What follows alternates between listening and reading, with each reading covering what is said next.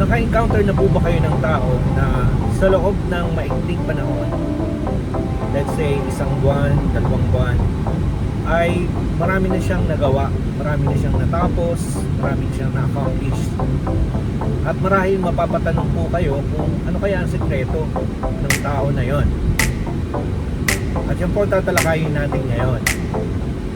Ang pagkakaroon ng maraming natatapos na mga bagay o gawain sa loob ng maikling panahon lamang ay may kinalaman po yan sa tinatawag nating time management. So, ang vlog ko po ngayon ay tumutukoy sa time management. At by the way, ako ay isang author din ng libro. Meron po akong nasulat na libro, yung Time Management Matters. Diyan po ay na-publish sa Amazon.com at makikita po sa kahit saang bansa. So kung meron po kayong internet, i-visit nyo lamang ang www.amazon.com at doon po sa search box tatype nyo lamang yung pangalan ko, Rio Carandang.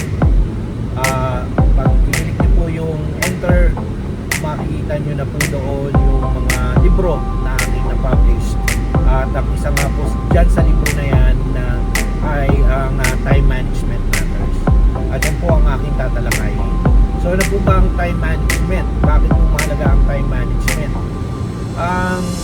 Sa Tagalog, ang time management ay pagkakasiwa sa oras. Lahat po tayo, binigyan tayo ng Diyos na 24 hours.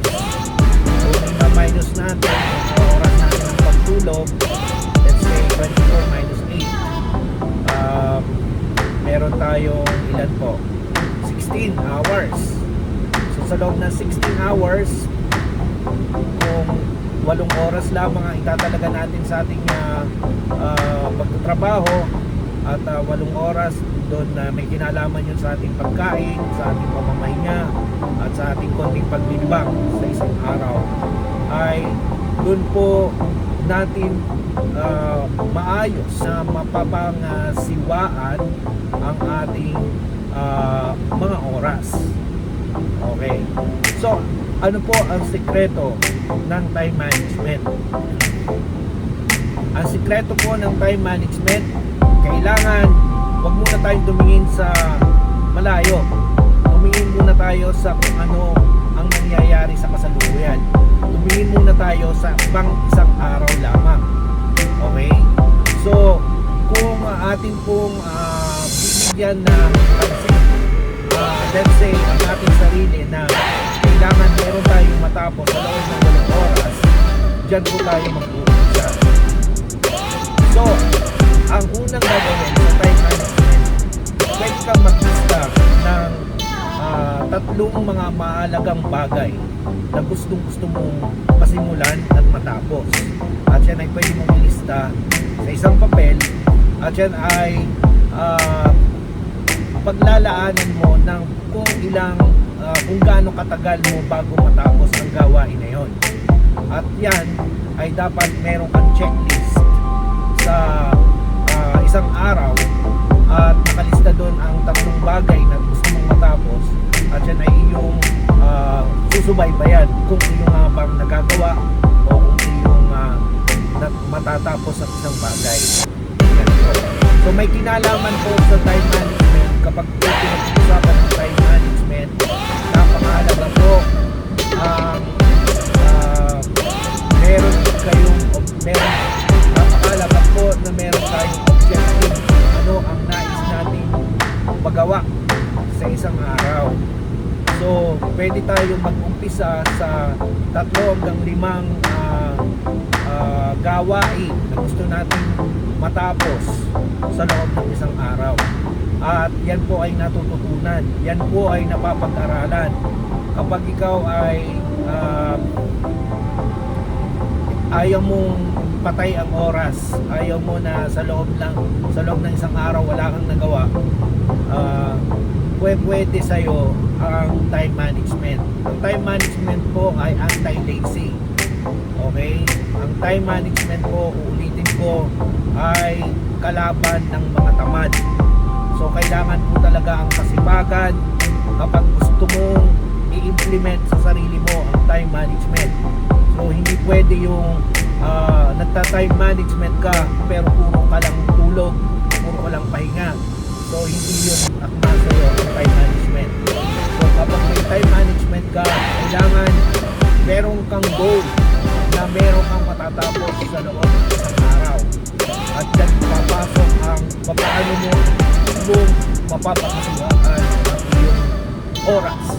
Kung bibigyan mo ang sarili mo ng 8 oras sa isang araw at dyan mo ilalagay sa 8 oras na yan, dyan mo pagkakasyahin ang 3 bagay o 3 hanggang 5 bagay na dapat mong matapos, ay dyan natin epektibong maisasagawa ang time management. Okay. So, kailangan sa time management malinaw sa iyo ang mga oras na ikaw ay kailangan magtrabaho at mga oras na kailangan mong kumain at mga oras na kailangan mong magpahinga. So, hindi po pwede na bahala na. So, kaya nga meron sa time management pwede mong i-schedule. Pwede kang gumamit ng iyong cellphone para mag-alarm ka na sa ganung oras, ito ang gagawin mo sa ganung oras, magpapahinga ka sa ganung oras, ikaw ay kakain sa ganung oras, babalik ka na uli sa iyong pagtatrabaho. So ang una ay kailangan ma-accomplish mo kung 3 bagay yan, ay pwede ka mag-umpisa sa pinakamahirap na gawain. At pwede mong i-estimate muna kung gaano mo katagal na isasagawa yung gawain na yon.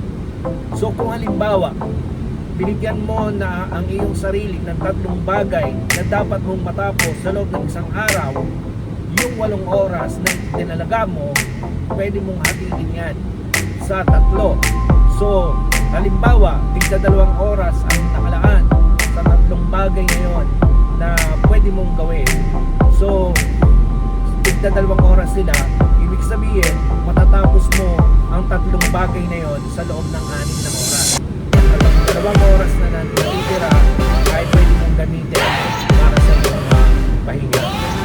So sa time management, kailangan din po ng disiplina. Kailangan ng tamang pag-estima kung gaano mo katagal matatapos ang gawain. Kasi baka inurasan mo ang sarili mo, sinabi mo sa sarili mo na matatapos ko to ng 2 oras, pero ang katotohanan pala hindi kaya ng 2 oras, hindi magiging epektibo ang time management. So merong elemento ng tamang pag-estimate. Okay? So pwedeng ganito, pwede mong subukan muna ang sarili mo kung gaano mo kabilis natatapos ang ganong gawain. At sa mga susunod na araw, kung dumating ang panahon na gagawin mo ulit yung ganong klase ng gawain ng trabaho, pwede mo na siyang i-estima at doon papasok ka sa tamang paglalaan ng oras sa ganong bagay. Yan po. So, sa time management, ang mahalaga yung may reward ka sa sarili mo. So halimbawa, kung natatapos mo yan, yung 3 bagay na itinalaga mo sa sarili mo para matapos ng isang araw, pwedeng yung pahinga na yon, yung 2 oras na pahinga, ay pwede kang mag-reward sa sarili mo. Pwede kang kumain ng masarap na pagkain, pwede mong i-treat ang sarili mo sa pamamagitan ng pag-accomplish ng 3 bagay na yon. So bakit mahalaga ang time management?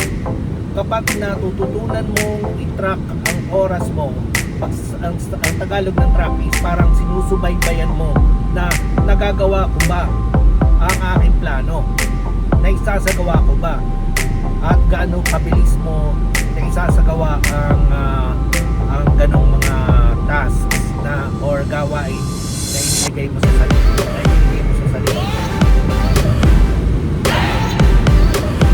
Pwede pong systematic ang ating atake sa time management. Pag sinasabing systematic, meron kang sinusunod na sistema, meron kang proseso na inilagay.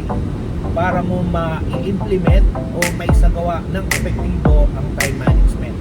Halimbawa, kung doon nga sa isang araw ay meron kang papel at doon ay nakalista ang lahat ng dapat mong matapos mong ma-accomplish or ma-complete ang task ngayon, pwede mong checkan ang mga items na natapos mo na.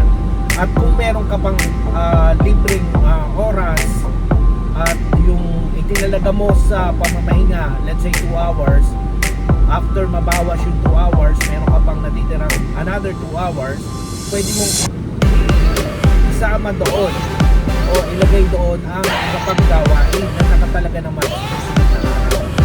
Ganun po yun. So, ibig sabihin, dahil sa epektibong pagmamanage mo ng oras, maging yung mga activities na nakalaan sa susunod na araw ay nagawa mo na rin ngayon. So, doon ay nakasave ka ng oras.